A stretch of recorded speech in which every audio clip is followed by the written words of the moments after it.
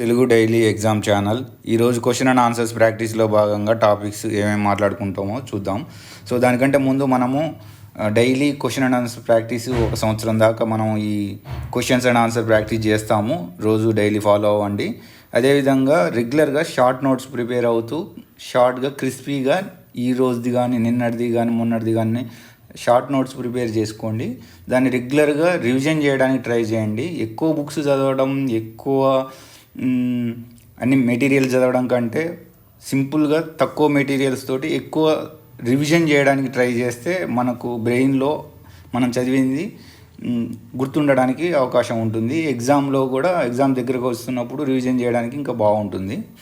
Okay friends, మనం next టాపిక్లోకి వెళ్దాం. ఫస్ట్ టాపిక్ చూద్దాం. Global economic growth slow to 2.9% in 2024. అంటే ఆర్థిక వృద్ధి రేటు, ప్రపంచ ఆర్థిక వృద్ధి రేటు కొద్దిగా స్లో అయింది 2024కి అని ఎవరు చెప్పారు అంటే ఐఎంఎఫ్. ఐఎంఎఫ్ అంటే ఏంటి అంటే ఇంటర్నేషనల్ మానిటరీ ఫండ్. ఇది నిన్న వీడియోలో కూడా చదువుకున్నాం. పాకిస్తాన్కి $3 బిలియన్ అప్పుగా ఇస్తున్నట్టుగా అంగీకరించింది ఐఎంఎఫ్ పాకిస్తాన్కి. సో అదే ఈ కంటెస్టెంట్లో ఇక్కడ చూసుకున్నట్టయితే ఇక్కడ అకార్డింగ్ టు ఐఎంఎఫ్ ప్రపంచ ఆర్థిక వృద్ధి రేటు అంచనా ఎంతగా ఉంది. సో ఇక్కడ ఆన్సర్ 2.9%, 3.9%, 4.9%, 5.9%, 2.9%. ఇక్కడ ఈ స్లో డౌన్ అవ్వడానికి, ఆర్థిక వృద్ధి రేటు స్లో డౌన్ అవ్వడానికి కారణం అంటే ఇక్కడ రీసెంట్గా చాలా ఉక్రెయిన్ రష్యా జియోపొలిటికల్గా రిఫ్ట్ స్టార్ట్ అయింది. అదేవిధంగా మనకి ఇక్కడ పాలస్తీనా ఇజ్రాయిల్ ఏరియా కూడా మనకు వార్ జరుగుతుంది. ఇవన్నీ అదర్ కారణాలు ఉంటాయి. తోడు మనకు కరోనా రావడం అవన్నీ ఆ కారణాలు. ఈ టాపిక్ వరల్డ్ ఎకానమీలో చదువుకోవచ్చు. సో ఇక్కడ థర్డ్ క్వశ్చన్ చూసుకుంటే ఇంటర్నేషనల్ మానిటరీ ఫండ్ డైరెక్టర్ ఎవరు? ఎగ్జామ్ పాయింట్ ఆఫ్ వ్యూలో మనకు A Rodrigo de Rato, B Dominique Strauss Kahn, తర్వాత C Christina Lagarde, D Kristalina Georgieva. So ఇక్కడ సరైన ఆన్సర్ మేనేజింగ్ డైరెక్టర్ ఎవరంటే క్రిస్టలినా జార్జియా. మిగతా వాళ్ళు కూడా వీళ్ళు మేనేజింగ్ డైరెక్టర్లే, కాకపోతే ఈ క్రిస్టినా లగార్డే ప్రస్తుతం ఈయనకంటే ముందు వీళ్ళు, ఈయనకంటే తర్వాత వీళ్ళు, తర్వాత ఇది. సో ఇక్కడ ఐఎంఎఫ్ ఇండియా గ్రోత్ రేట్ ఎంత ఉంటుంది అని అంచనా వేసిందంటే 6.3%. సో ఈ 2023-24కు గాను ఇంత ఉండొచ్చు అని అంచనా వేసింది రిపోర్ట్ ప్రకారంగా. ఇక్కడ ఎగ్జామ్ పాయింట్ ఆఫ్ వ్యూలో ఈ ఐఎంఎఫ్ రిలీజ్ చేసే రిపోర్ట్ ఏంటి అంటే according to latest world economic outlook report. So ఇది ఈ రిపోర్ట్ని ఎవరు రిలీజ్ చేస్తారు అంటే ఎగ్జామ్ పాయింట్ ఆఫ్ వ్యూలో వరల్డ్ ఎకనామిక్ రిపోర్టు ఐఎంఎఫ్, ప్రపంచ బ్యాంక్ కాదు, ఐఎంఎఫ్ ఇంటర్నేషనల్ మానిటరీ ఫండ్.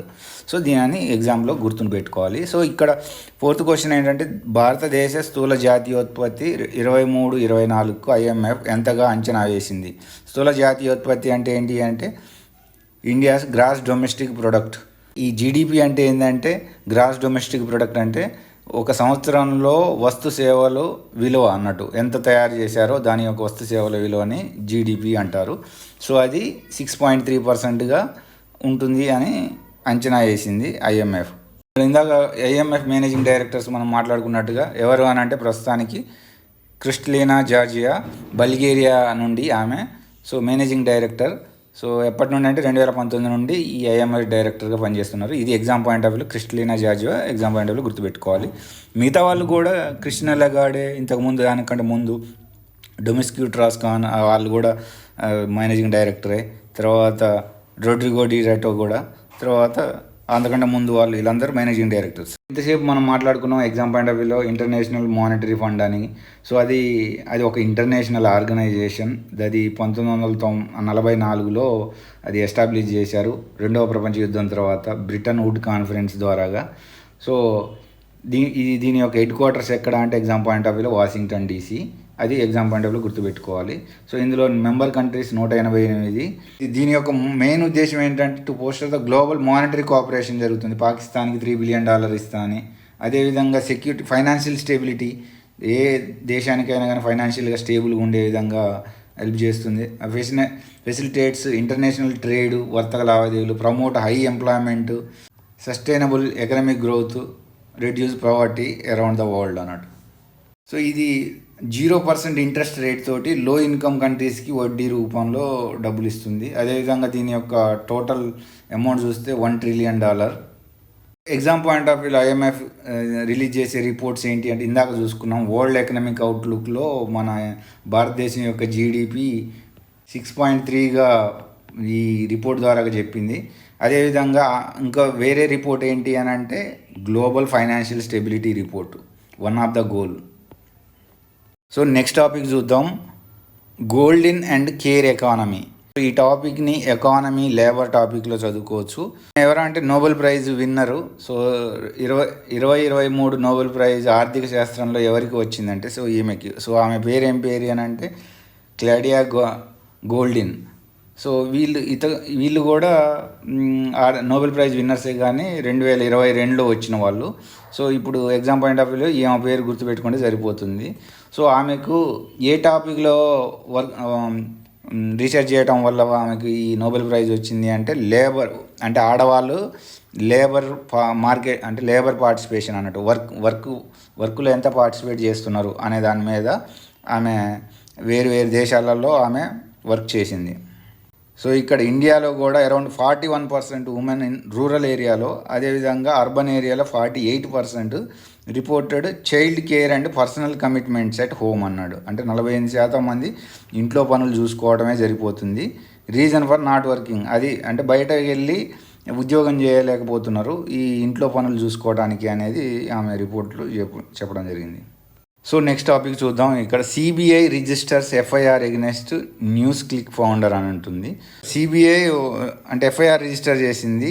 ఈ ఫౌండర్ ఏమి వయలేషన్ చేశారంటే ఎఫ్సిఆర్ఏ అంటే ఫారెన్ కంట్రిబ్యూషన్ రెగ్యులేషన్ యాక్ట్. వాళ్ళు అంటే ఒక చట్టాన్ని వయలేషన్, ఫారెన్ కంట్రిబ్యూషన్ రెగ్యులేషన్ యాక్ట్ని చట్టాన్ని వయలేషన్ చేసింది. ఫారెన్ నుండి ఫండ్స్ వస్తుంటాయి, దానికి అది ఎలా పడితే అలా రాకుండా ఉండడానికి నిరోధించడానికి అంటే ఈ ఎఫ్సిఆర్ఏ చట్టాన్ని తీసుకురావడం జరిగింది. సో అది వయలేషన్ జరిగిందని ఈ సిబిఐ మనకు ఎఫ్ఐఆర్ రిజిస్టర్ చేసింది. సో ఈ కంటెస్టెంట్లో మనం సిబిఐ గురించి మాట్లాడుకుందాం, ఎఫ్సిఆర్ఏ గురించి మాట్లాడుకుందాం. సో ఇక్కడ క్వశ్చన్ చూసుకుంటే సిబిఐ అంటే central bureau of investigation. CBI అంటే central bureau of investigation. It is a constitutional body. Constitutional అంటే రాజ్యాంగబద్ధమైన బాడీ అంటున్నారు. Second, Praveen Sood and Praveen Sinha director and special directors respectively అని అంటున్నాడు. సో ఇది కరెక్టే. తర్వాత ఇది రాంగ్ ఫస్ట్ది, ఎందుకంటే ఇది స్టాట్యుటరీ బాడీ అంటారు, రాజ్యాంగబద్ధమైన బాడీ కాదు. చట్టం చేసి ఈ సిబిఐ బాడీని ఏర్పాటు చేయడం జరిగింది. కాబట్టి ఇక్కడ సరైన ఆన్సర్ ఏది అంటే 2. సో ఈ న్యూస్ క్లిక్ ఫౌండర్ని ఢిల్లీ పోలీసులు అరెస్ట్ చేశారు under unlawful activities prevention act కింద. సో ఈ అన్లాఫుల్ యాక్టివిటీస్ ప్రివెన్షన్ యాక్ట్ గురించి మనం చదువుదాం. సో ఇది అన్లాఫుల్ యాక్టివిటీస్ ప్రివెన్షన్ యాక్ట్ 1967 యొక్క దీని ముఖ్య ఉద్దేశం ఏంటి అంటే టెర్రరిస్ట్ యాక్టివిటీస్ ఏమైనా జరుగుతున్న వాటిని అరికట్టడానికి, టెర్రరిస్టులకు మెంబర్షిప్ ఏమైనా ఆర్గనైజేషన్స్ ఉన్నా వాటిని కంట్రోల్ చేయడానికి, ఫండింగ్ ఎక్కడి నుండి అన్న వస్తుందా, దొంగ డబ్బు కానీ బయట ఫారెన్ నుండి ఎవరన్నా అది సపోర్ట్ చేస్తున్నారా, రిక్రూట్మెంట్స్ టెర్రరిస్ట్ ఆర్గనైజేషన్కి ఏమైనా చేస్తున్నారా, వాటన్నిటిని కంట్రోల్ చేయడానికి ఈ అన్లాఫుల్ యాక్టివిటీస్ ప్రివెన్షన్ యాక్ట్ అనే చట్టాన్ని తీసుకొని రావడం జరిగింది సెంట్రల్ గవర్నమెంట్. సో అది 1967లో. చట్టం 2019లో అమెండ్మెంట్ చేశారు. ఇందులో ఇక్కడ ఇండివిజువల్స్ ఒక క్లాజ్ యాడ్ చేయడం, ఇండివిజువల్స్ని కూడా టెర్రరిస్ట్గా భావించి వాళ్ళని అరెస్ట్ చేయొచ్చు, ఇన్వెస్టిగేషన్ చేయొచ్చు, వాళ్ళ ప్రాపర్టీని సీజ్ చేయొచ్చు అనేవి ఈ అమెండ్మెంట్ ద్వారాగా మనకి ఇక్కడ చూసుకున్నట్టయితే అరెస్ట్ కౌంటు ఈ అన్లాఫుల్ యాక్టివిటీస్ ప్రివెన్షన్ యాక్ట్ ద్వారాగా ఇక్కడ జమ్మూ కాశ్మీర్లో 346 అరెస్టులు జరిగినాయి. తర్వాత మణిపూర్లో 225 అల్లర్లు, మహారాష్ట్రలో 7, కేరళలో 24, తమిళనాడులో 92 number of people arrested under this act. అదేవిధంగా సిబిఐ గురించి కూడా చదువుతాం. సిబిఐ అంటే సెంట్రల్ బ్యూరో ఆఫ్ ఇన్వెస్టిగేషన్ అని. సో దీని యొక్క ముఖ్య ఉద్దేశం ఏంటంటే ఇన్వెస్టిగేషన్ ఏజెన్సీ పోలీస్కి. ఇది ఎవరి కింద పనిచేస్తుంది అని అంటే ministry of personnel and public grievances కింద పనిచేస్తుంది. ఇక్కడ సిబిఐ గురించి క్వశ్చన్ చేద్దాము. సో ఈడ first statement, CBI was recommended by Santhanam committee recommendation వల్ల ఈ సిబిఐ ఏర్పడ్డది అంటున్నారు first statement. Second, it is a statutory body అంటున్నాడు. It is under ministry of home affairs అంటున్నాడు. సో ఇక్కడ హోమ్ అఫేర్స్ కాదు, ఇది ministry of personnel and public grievances కింద, హోమ్ మినిస్ట్రీ కింద కాదు. సో ఇది రాంగ్. అదేవిధంగా it is a statutory body అంటే చట్టంతో ఏర్పడ్డది అని అంటున్నాడు. కాకపోతే ఇది కూడా స్టాట్యుటరీ బాడీ కూడా కాదు. ఇది ఇక్కడ ఏమంటున్నాడు, it is not a statutory body, derives from the Delhi special police establishment act 1946లో ఏర్పడ్డది. ఆ చట్టం 1946లో స్వతంత్రానికి ముందు ఆ చట్టం చేయబడ్డది, Delhi special police establishment act. దీని నుండి ఇది డిరైవ్ అయింది. అది సంతానం కమిటీ ద్వారా కరప్షన్ని ప్రివెంట్ చేయడానికని ఈ రికమెండేషన్ ద్వారాగా ఇది ఏర్పడ్డది. సో ఇక్కడ సెలెక్ట్ ద ఇన్కరెక్ట్ స్టేట్మెంట్ అంటే select the incorrect statement, wrong స్టేట్మెంట్ని సెలెక్ట్ చేయండి అని అంటే, రాంగ్ అంటే ఇది రాంగే, ఇది రాంగే. సో కాబట్టి B is correct answer. So ఇక్కడ CBI central bureau of investigation యొక్క స్ట్రక్చర్ చూసుకుంటే ఇటు ప్రైమ్ మినిస్టరు, ఇటు సెంట్రల్ విజిలెన్స్ కమిషన్ ఒకటి ఉంది బాడీ, ఇది రాజ్యాంగబద్ధమైన బాడీ. సో దీని కింద డిపార్ట్మెంట్ ఆఫ్ పర్సనల్ ట్రైనింగ్ ఉంది. సో వీళ్ళ కింద పనిచేస్తుంది. ఇది సిబిఐ డైరెక్టర్ ఉంటారు, ఇతనికి ఎకనమిక్ ఆఫెన్సివ్ డివిజన్ ఉంటుంది, యాంటీ కరప్షన్ డివిజన్ ఉంటుంది, స్పెషల్ క్రైమ్ డివిజన్ ఉంటుంది. టాపిక్ చూద్దాం. Time to go for GST, goods and services tax. So ఈ టాపిక్ ఎక్కడ చదువుకోవచ్చు అంటే ఎకానమీలో ట్యాక్సేషన్, పన్నులు వేసేదాని దగ్గర చదువుకోవచ్చు. సో మనకి ఇక్కడ ఏమంటున్నారు అని అంటే జిఎస్టీ గురించి చదువుకుందాం. GST it is A direct tax అంటే ప్రత్యక్ష పన్ను అని అంటున్నాడు జిఎస్టీ అనేది. It was launched on July 1, 2017 అంటున్నాడు. సో ఇక్కడ సరైన ఆప్షన్ ఇది ఇండైరెక్ట్ ట్యాక్స్, ఇది డైరెక్ట్ ట్యాక్స్ కాదు. మనం ఉద్యోగస్తులం కట్టేది అది డైరెక్ట్ ట్యాక్స్ అవుతుంది. ఇండైరెక్ట్ ట్యాక్స్ అంటే ఈ జిఎస్టీ ఇవన్నీ. సో కరెక్ట్ ఆప్షన్ ఏంటంటే 2 ఈజ్ కరెక్ట్. ఇక్కడ అంటున్నాడు 2000 లాంచ్డ్ ఆన్ July 1, 2017. సో ఇక నెక్స్ట్ టాపిక్ చూద్దాం. Mukesh Ambani richest Indian again అంటున్నాడు. సో భారతదేశ అత్యంత ధనవంతుల ఎవరు అని అంటే సో గౌతమ్ అదానీ, సైరస్ ఎస్ పూనావాలా, సేవానాథర్, తర్వాత ముఖేష్ అంబానీ. సో ఇక్కడ correct option Mukesh Ambani. Second richest ఎవరు అని అంటే Gautam Adani second richest. Second richest Gautam Adani, first richest Mukesh Ambani, second richest. Third richest ఎవరు అని అంటే vaccine maker, corona vaccine maker Cyrus S Poonawalla ఇది. తర్వాత ఫోర్త్ ఎవరు అని అంటే Shiv Nadar, HCL group Shiv Nadar. So Mukesh Ambani యొక్క ఆస్తి ఎంత అంటే 8,08,800 కోట్లు. అదే గౌతమ్ అదానీది ఎంత అంటే 4,74,800 కోట్లు. అదేవిధంగా సైరస్ ఎస్ పూనావాలాది ఎంత అంటే 2,78,500 కోట్లు. తర్వాత శివనాథర్ హెచ్సిఎల్ గ్రూప్ అంటే 2,28,900 కోట్లు. సో ఇక నెక్స్ట్ టాపిక్ చూద్దాం. NIA rides in 6 states against PFI అని అంటున్నాడు. అంటే ఎన్ఐఏ నేషనల్ ఇన్వెస్టిగేషన్ ఏజెన్సీ ఒక 6 రాష్ట్రాలలో రైడ్స్ చేసింది అని అంటున్నారు. ఇది టాపిక్ ఎక్కడ చదువుకోవచ్చు, ఇంటర్నల్ సెక్యూరిటీ రిలేటెడ్గా, యాంటీ కరప్షన్ రిలేటెడ్గా చదువుకోవచ్చు. సో ఇక్కడ ఎన్ఐఏ గురించి మనం ఒక క్వశ్చన్ చూద్దాం. ఎన్ఐఏ గురించి national investigation agency, it was established by the act of, ఏ చట్టం ద్వారా దీన్ని ఏర్పాటు చేశారంటే నేషనల్ ఇన్వెస్టిగేషన్ ఏజెన్సీ యాక్ట్ 2008 అంటున్నాడు.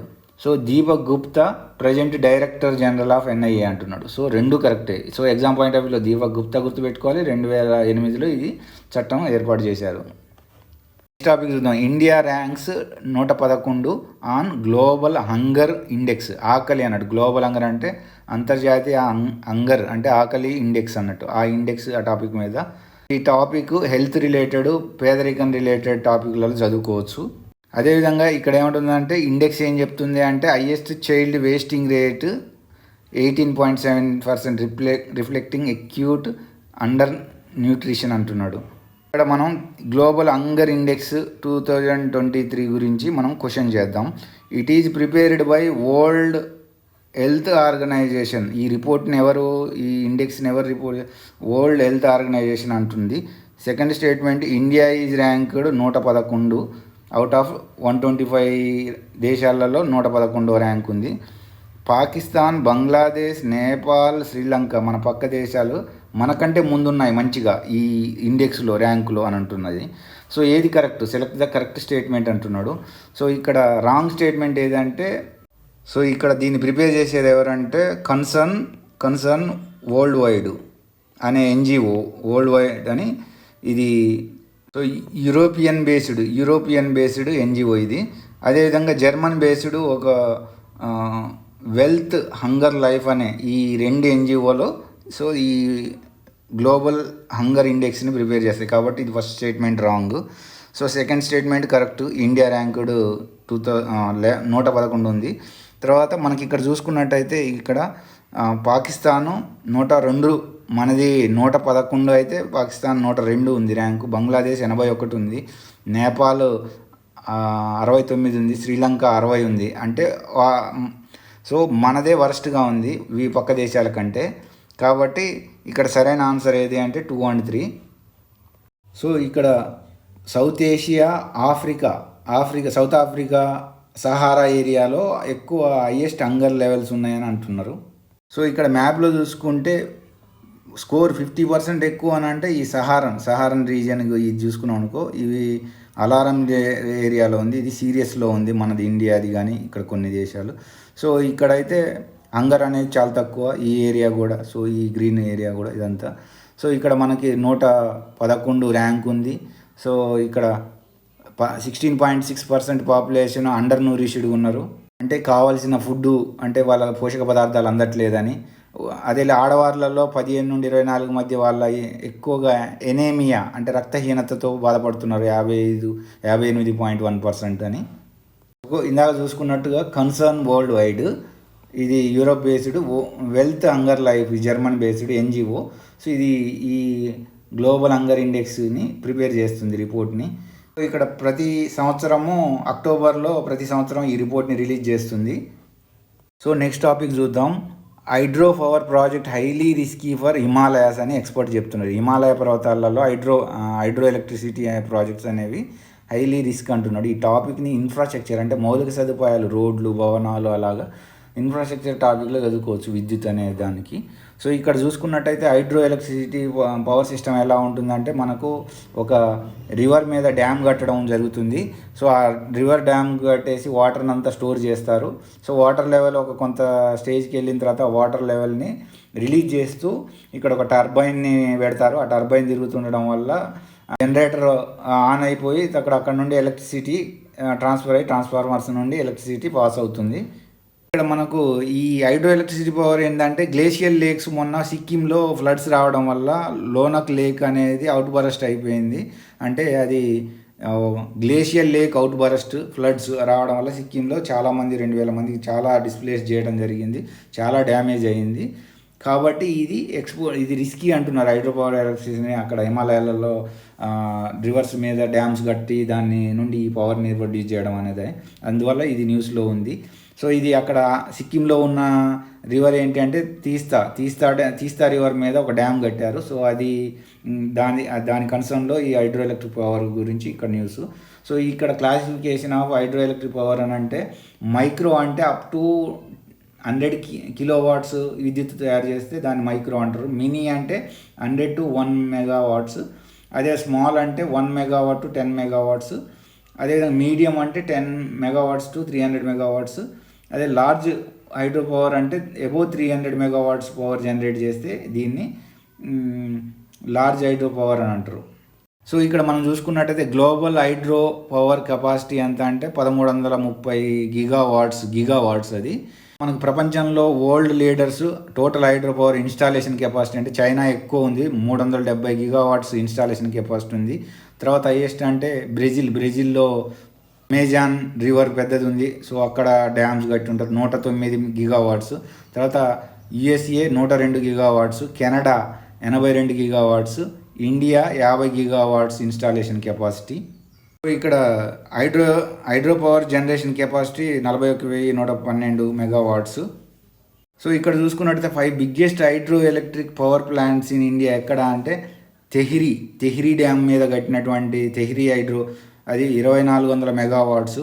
తర్వాత కోయనా డ్యామ్ మీద కట్టినటువంటి కోయనా ఎలక్ట్రిక్ పవర్ది 1960 మెగావాట్స్.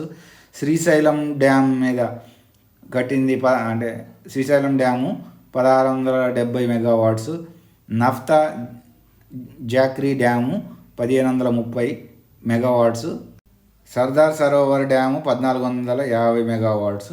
సో ఇక్కడ ఎగ్జామ్ పాయింట్ ఆఫ్ వ్యూలో మనం క్లియర్గా చూద్దాం. తెహ్రీ ఇక్కడ చూసుకున్నట్టయితే తెహ్రీ ఇక్కడ ఉంది ఉత్తరాఖండ్లో. కోయనా ఎక్కడ ఉంది అని అంటే ఇక్కడ ఉంది. తర్వాత శ్రీశైలం ఎక్కడ ఉంది అని అంటే ఏడుంది. నాఫ్తా ఎక్కడ ఉంది అని అంటే ఇక్కడ ఉంది. సర్దార్ సరోవర్ డ్యామ్ ఇక్కడ ఉంది. సో అవి ఏ నదుల మీద ఉన్నాయి, ఏ రాష్ట్రాలలో ఉన్నాయి అనేది క్లియర్గా చూద్దాం. ఇప్పుడు క్వశ్చన్ చూద్దాం. తెహ్రీ హైడ్రో పవర్ కాంప్లెక్స్ ఎంత?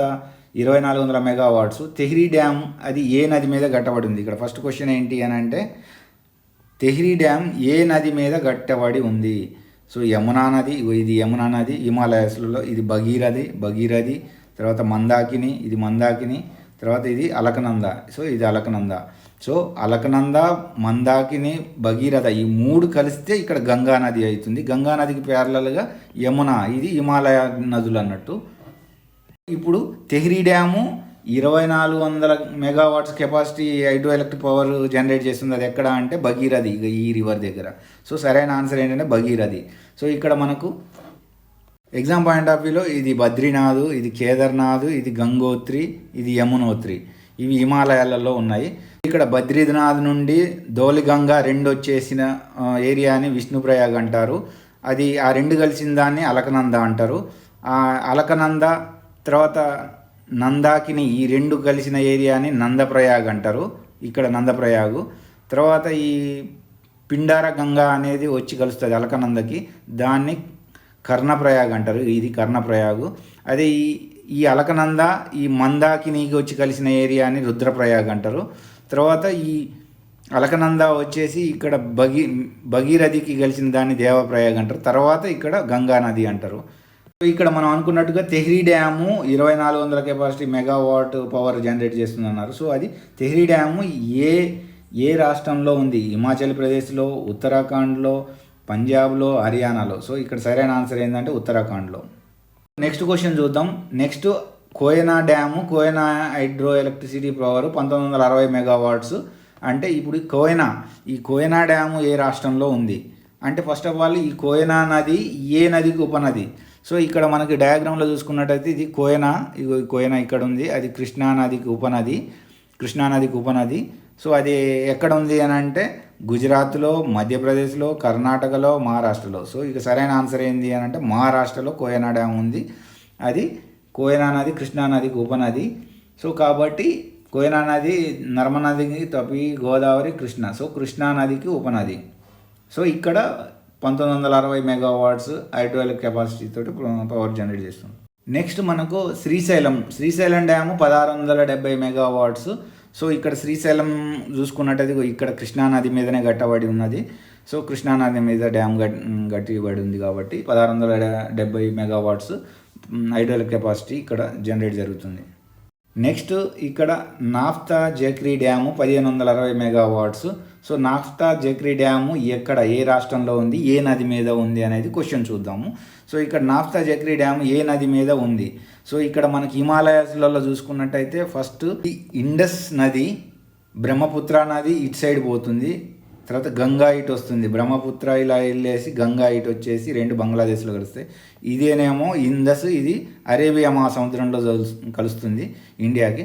సో ఇక్కడ ఇండస్ రివర్కి కలిసే చిన్న నదులు ఏంటి అంటే ఇది సట్లజ్. తర్వాత సట్లజ్కి బియాస్ కలుస్తుంది. తర్వాత రావి షినాబ్లో వెళ్ళి కలుస్తుంది. షినాబ్లోకి వెళ్ళి కలుస్తుంది. షినాబ్కి జీలం కూడా కలుస్తుంది. సో ఈ ఉపనదులు అన్నట్టు ఇది ఎగ్జామ్ పాయింట్ ఆఫ్ లో చూసుకోవాలి. నాఫ్తా జక్రీ డ్యామ్ 1530 మెగావాట్స్ అనేది ఏ నది మీద ఉంది అని అంటే సట్లజ్. ఇక్కడ చూసుకున్నట్టయితే ఇది సట్లజ్ రివరు. ఈ సట్లజ్ రివర్కి పైన ఇక్కడ టన్నెల్ తోటి ఇక్కడ పవర్ హౌస్ జాక్రీ దగ్గర ఉంది. సో నాఫ్తా జాక్రీ దగ్గర. సో సరైన ఆన్సర్ ఏంది అని అంటే ఏ నది మీద అంటే సట్లజ్. ఇదంటే ఇది సట్లజ్. ఇక్కడ టాపిక్ చూద్దాం. తమిళనాడు డిమాండ్స్ 16,000 క్యూసెక్ల వాటర్ కావాలని డిమాండ్ చేస్తుంది. కావేరీ వాటర్ రెగ్యులేషన్ కమిటీ ఏం డైరెక్ట్ చేసింది అని అంటే కర్ణాటక గవర్నమెంట్కి డైలీ అంటే 3,000 క్యూసెక్ల వాటర్ డైలీ అక్టోబర్ 16 నుండి అక్టోబర్ 30 వరకు రిలీజ్ చేయమని చేసింది. కానీ వీళ్ళేమో 16,000 క్యూసెక్ల వాటర్ కావాలని డిమాండ్ చేస్తున్నారు. సో ఇక్కడ చూసుకున్నట్టయితే కర్ణాటక తమిళనాడు గురించి ఇది మన మెయిన్ ఇష్యూ ఉంది ఎక్కువ చాలా రోజుల నుండి. సో ఇది కావేరీ రివర్ చూసుకున్నట్టయితే మనకి ఇది సౌత్ ఇండియాలో థర్డ్ లార్జెస్ట్. గోదావరి కృష్ణ తర్వాత లార్జెస్ట్ది ఏంటంటే ఇది కావేరీయే. సో ఇది వెస్టర్న్ ఘాట్స్లో రైజ్ అవుతుంది. వెస్టర్న్ ఘాట్స్లో ఇక్కడ బ్రహ్మగిరి రేంజ్ పర్వత ఆ ఏరియా నుండి ఈ బే ఆఫ్ బెంగాల్లో కలసడానికి ముందు 800 కిలోమీటర్లు ట్రావెల్ చేసేసి బే ఆఫ్ బెంగాల్లో కలుస్తుంది. కాబిని ఏ నదికి ఉపనది అంటే కావేరికి. సో నెక్స్ట్ టాపిక్ చూద్దాం. 1 earth 1 family 1 future is not easy అంటున్నాడు ఒక ఈ ఆర్టికల్లో. సో ఇది టాపిక్ అనేది వరల్డ్ ఆర్గనైజేషన్స్లో చదువుకోవచ్చు. సో ఇక్కడ డిఫరెంట్గా ఈ ఆర్టికల్ ఏమంటున్నారంటే G20 సమ్మిట్ 2023 థీమ్ ఏంటి అంటే 1 ఎర్త్ 1 ఫ్యామిలీ 1 ఫ్యూచర్ అనేది theme. So next FAO report ఏం చెప్తుంది అంటే FAO అంటే ఫుడ్ అండ్ అగ్రికల్చర్ ఆర్గనైజేషన్ ఏమంటుంది, తర్వాత ఐక్యరాజ్య సమితి యునైటెడ్ నేషన్స్ ఐక్యరాజ్య సమితి ఏం చెప్తుంది, తర్వాత వరల్డ్ ఎకనామిక్ ఫోరం అనేది ఏం మాట్లాడుతుంది ఈ ఆర్టికల్లో అనేది మనం ఈ FAO అంటే ఏంటి, ఎప్పుడు ఎస్టాబ్లిష్ జరిగింది చూద్దాం. అవి ఐక్యరాజ్య సమితి ఎప్పుడు ఎస్టాబ్లిష్ జరిగింది, దాని యొక్క ముఖ్య ఉద్దేశం ఏంటి, అదేవిధంగా వరల్డ్ ఎకనామిక్ ఫోరం వాళ్ళు రిపోర్ట్స్ ఏమని చెప్తున్నారు అనే దాని మీద మనం వివరంగా చూద్దాం. ఈ ఆర్టికల్ యొక్క మెయిన్ ఉద్దేశం ఇక్కడ ఏమన్నారంటే G20లో 1 ఎర్త్ 1 ఫ్యామిలీ 1 ఫ్యూచర్ అనేది అచీవ్ కావడం అంత ఈజీ కాదు. అది కోఆర్డినేషన్ కావాలి, కొలాబరేట్ కావాలి. ప్రతి ఒక్క దేశం కూడా కోఆర్డినేట్ చేసుకోవాలి, కోఆపరేట్ చేసుకోవాలి. ఈ G20 యొక్క సమ్మిట్ ఢిల్లీలో జరిగింది ఈ సంవత్సరం మొన్న. సో దాని యొక్క గోల్స్ అనేవి అచీవ్ కావాలంటే అందరి కోఆపరేషన్ ఉండాలి అనేది ఈ ఆర్టికల్ చెప్తా ఉంది. ఇక్కడ ఫుడ్ అండ్ అగ్రికల్చర్ ఆర్గనైజేషన్ ఏం చెప్తుంది అనే దాని మీద చూద్దాం. సో అది చెప్పే ముందు ఈ ఫుడ్ అండ్ అగ్రికల్చర్ ఆర్గనైజేషన్ యొక్క ముఖ్య ఉద్దేశం ఏంటి అని అంటే motto let there be a bread అంటే ప్రతి ఒక్కరికి తినడానికి ఫుడ్ ఉండాలి అంటున్నారు. To defeat the hunger and improve the nutrition and food security దాని యొక్క ముఖ్య ఉద్దేశం. సో అది ఎప్పుడు ఏర్పడ్డది అని అంటే 1945లో. ఎంతమంది మెంబర్ కంట్రీలు ఉన్నారంటే 197 మంది. సో దీని యొక్క ఎగ్జామ్ పాయింట్ ఆఫ్ వ్యూ గుర్తుపెట్టుకోవాల్సింది హెడ్ క్వార్టర్స్ ఎక్కడ ఉందంటే రోమ్ ఎక్కడ ఉందంటే ఇటలీలో ఉంది. సో అది ఈ FAO ఏం చెప్తుంది అని అంటే మనకు ఈ జనాభా పెరుగుతూ ఉండడం వలన ఏరబుల్ ల్యాండ్ అంటే మన పంట పండించే ల్యాండ్ డిక్రీజ్ అయిపోయింది. ఎంత 0.2 హెక్టార్స్ పర్ పర్సను 2050 కల్లా తగ్గిపోయింది. అది ఎంత ఉండే అంటే 1960లో ఒక పర్సన్కి 1.4 హెక్టార్స్ భూమి ఉండేది. అది 0.2 హెక్టార్స్గా అందుతుంది 2050కి. అది ఎందువల్ల జరుగుతుంది అని అంటే పట్టణీకరణ, climate change, sea level rise అవ్వడము, డిఫారెస్టేషన్ చేయటం, మొత్తం ల్యాండ్ని ఆక్రమించుకోవడం, ఇదంతా వలన ఏరబుల్ ల్యాండ్ అనేది తగ్గిపోతుంది అని ఈ ఫుడ్ అండ్ అగ్రికల్చర్ ఆర్గనైజేషన్ ఈ ఆర్టికల్లో చెప్తుంది. సో ఎగ్జామ్ పాయింట్ ఆఫ్ వ్యూలో కొన్ని ఫ్యాక్ట్స్ ఈ ఫుడ్ అండ్ అగ్రికల్చర్ ఆర్గనైజేషన్ యొక్క ఫ్యాక్ట్స్. యునైటెడ్ నేషన్స్ అంటే ఐక్యరాజ్య సమితిలో ఇది one of the organ. So ఇక్కడ FAO సెలబ్రేట్స్ అక్టోబర్ 16 ఎట్లా వరల్డ్ ఫుడ్ డేగా సెలబ్రేట్ చేస్తారన్నట్టు, వరల్డ్ ఫుడ్ డేగా. సో అదేవిధంగా మనకి ఇక్కడ 2030 కల్లా జీరో హంగర్, ఎవరు ఆకలితో అనుమతించొద్దు అనేది వీళ్ళ యొక్క ఎయిమ్ అచీవ్మెంట్. అదేవిధంగా సస్టైనబుల్ డెవలప్మెంట్ గోల్స్లో ఎజెండా కూడా అదే, మాల్ న్యూట్రిషన్ ఉండొద్దు, అందరికీ పవర్టీ నుండి వితౌట్ హంగర్ పవర్టీ నుండి బయటపడాలనేది 2030 కల్లా ఇది అచీవ్ చేయాలనేది ఇలా గోలు. నెక్స్ట్ ఇక్కడ ఐక్యరాజ్య సమితి, ఈ ఆర్టికల్లో ఐక్యరాజ్య సమితి యొక్క యునైటెడ్ నేషన్స్ రిపోర్ట్ ఏమంటుంది. సో ఈ యునైటెడ్ నేషన్స్ అనే దాని గురించి చదువుకుందాం. ఈ యునైటెడ్ నేషన్స్ యొక్క మెయిన్ ఆర్గాన్స్ ఏంటంటే ఒక 6 ఉన్నాయి. సో అది అసలు యునైటెడ్ నేషన్స్ ఎప్పుడు ఎస్టాబ్లిష్ అయిందంటే ఐక్యరాజ్య సమితి 1945లో ఇది ఏర్పడ్డది. సో దీని యొక్క మెయిన్ ఉద్దేశం ఏంటంటే రెండవ ప్రపంచ యుద్ధం తర్వాత ఇంటర్నేషనల్ పీస్ అంటే శాంతి, సెక్యూరిటీ బాగుండాలి, అందరూ కోఆపరేషన్గా, యుద్ధాలు జరగకూడదు ఉండొద్దని ఈ బాడీ ఐక్యరాజ్య సమితి ఏర్పడడం జరిగింది. ఫ్రెండ్లీ రిలేషన్స్ ఉండాలా, ప్రతి దేశము ఫ్రెండ్లీగా ప్రమోట్ చేసుకోవాలి, కోఆపరేట్ చేసుకోవాలా, సోషల్లీ, ఎకనామికల్లీ, కల్చరల్గా, హ్యుమానిటేరియన్ ప్రాబ్లమ్స్ నుండి అన్నిటి నుండి కోఆపరేషన్ చేసుకొని మానవ హక్కుల్ని, తర్వాత ఫండమెంటల్ రైట్స్, ఫండమెంటల్ స్వేచ్ఛ, అందరికీ స్వేచ్ఛ ఉండాలని ఇవన్నిటిని మెయిన్ గోల్స్గా పెట్టుకొని ఇది ఏర్పాటు చేయడం జరిగింది. ఇందులో మెయిన్ 6 ఆర్గాన్స్ ఉన్నాయి. సో అందులో చూసుకుంటే general assembly first, United nations general assembly, United nations security council, United nations economic and social council, United nations trusteeship council, United nations international court of justice, United nations secretariat. So ఇక్కడ United nations general assembly యొక్క head quarter ఎక్కడ అంటే న్యూయార్క్లో ఉంది. అదేవిధంగా United nations security council head quarter ఎక్కడ అంటే న్యూయార్క్లోనే. అదేవిధంగా United nations economic social council అది జెనీవాలో ఉంది, స్విట్జర్లాండ్లో. తర్వాత న్యూయార్క్లో కూడా ఉంది హెడ్ క్వార్టర్స్. ట్రస్టీషిప్ కౌన్సిల్ ఎక్కడ ఉంది అని అంటే న్యూయార్క్లోనే. So international court of justice ఎక్కడ ఉంది అని అంటే నెదర్లాండ్ హేగ్లో ఉంది. ఇది ఎగ్జామ్ పాయింట్ ఆఫ్ వ్యూ గుర్తుపెట్టుకోవాలి. యునైటెడ్ నేషన్స్ సెక్రటేరియట్ ఎక్కడ అంటే న్యూయార్కే. ఇప్పుడు ఈ ఆర్టికల్లో ఏం చెప్తుందంటే ఐక్యరాజ్య సమితి వాళ్ళు ఏం చెప్తున్నారంటే 2021లో 828 మిలియన్ పీపుల్ అంగర్తో ఆకలితోటి అనుమతిస్తున్నారు ఇంతమంది అంటున్నారు. సో ఇక్కడ వాళ్ళ యొక్క 45 మిలియన్ తర్వాత ఏది స్టంటెడ్ గ్రోత్ అంటే వేస్టింగ్ ప్రాబ్లం వలన 149 మిలియన్ చిల్డ్రన్ స్టంటెడ్ గ్రోత్ వలన అంటే మాల్ న్యూట్రిషన్ సరైన పోషక పదార్థాలు అందకపోవడం వల్ల వీళ్ళు సఫర్ అవుతున్నారని ఈ ఆర్టికల్ చెప్తుంది. Next topic 6 districts rapid growth అంటే 6 జిల్లాలు ర్యాపిడ్గా వృద్ధి చెందుతున్నాయి అంటున్నారు. ఈ టాపిక్ని Telangana Geography point of view, economy point of వ్యూలో చూసుకోవచ్చు. సో ఇక్కడ ఈ 6 జిల్లాలు ఏంటి, ఎలా తొందరగా ర్యాపిడ్గా వృద్ధి చెందుతున్నాయి అనే దాని మీద ఇక్కడ చూద్దాం. సో ఇక్కడ ఇది దేని గురించి మాట్లాడారంటే ఎస్వైలు వరంగల్ జిల్లా గురించి మాట్లాడారు. 2016లో ఈ 6 జిల్లాలు ఏర్పడ్డ కాని నుండి దాని యొక్క వృద్ధి రేటు పెరుగుతూ వస్తుందని అన్నారు. సో ఈ కంటెస్టెంట్లో వరంగల్ జిల్లా నుండి ఎన్ని కొత్త జిల్లాలు ఏర్పడ్డాయి? 3 జిల్లాలు, 4 జిల్లాలు, 5 జిల్లాలు, 6 జిల్లాలు. సో ఇక్కడ ఎగ్జామ్ పాయింట్ ఆఫ్ వ్యూలో చూసుకున్నట్టయితే మొత్తం ఎన్ని అని అంటే ఫస్ట్ ఇదొక ములుగు, తర్వాత జయశంకర్ భూపాలపల్లి, తర్వాత ఇక్కడ హన్మకొండ, తర్వాత ఇది జనగాము, తర్వాత ఇది వరంగల్ అర్బను, తర్వాత ఇది మహబూబాబాదు. సో మొత్తం ఎన్ని అంటే 1, 2, 3, 4, 5. సో పాతదేమో వరంగల్ రూరల్గా ఉంది. So 5 correct answer 5. సో ఇక్కడ ఈ ములుగు తప్పితే ఈ ములుగు ఎప్పుడంటే ఫిబ్రవరి 17, 2019 ఏర్పడ్డది ఈ ఒక్కటి జిల్లా. మిగతా జిల్లాలన్నీ ఎప్పుడు ఏర్పడ్డాయంటే అక్టోబర్ 2016లోనే ఏర్పడ్డాయి. సో ఈ ఆర్టికల్లో ఏమంటున్నారంటే చిన్న జిల్లాల వల్ల ఫాస్ట్గా ర్యాపిడ్గా గ్రోత్ జరుగుతుంది, ఈజీగా అంటే హయ్యర్ అఫీషియల్స్ని యాక్సెస్ చేయడానికి ఈజీ అవుతుంది. తర్వాత ఇష్యూస్ని రిజల్వ్ చేసుకోవడం కానీ, ఇంప్రూవింగ్ మానిటరీ డెవలప్మెంట్స్ కానీ, వెల్ఫేర్ స్కీమ్స్ కానీ, ఎకనామిక్ గ్రోత్ కానీ అన్నిటికీ ఇది ఫేవర్గా ఉంది చిన్న జిల్లాలు ఏర్పడడం వల్ల అని ఈ ఆర్టికల్ చెప్తుంది. సో ఓకే ఫ్రెండ్స్, మీ కంటెంట్ నచ్చినట్లయితే లైక్ చేయండి, షేర్ చేయండి, సబ్స్క్రైబ్ చేయండి. అదేవిధంగా కంటిన్యూస్గా వీడియోస్ ఫాలో అవ్వండి, షార్ట్ నోట్స్ మేక్ చేసుకోండి, చిన్న పాయింట్స్ వైజ్గా రాసుకొని రెగ్యులర్గా రివిజన్ చేయండి. మీతోటి మీ ఫ్రెండ్స్ తోటి డిస్కషన్ చేసుకోండి.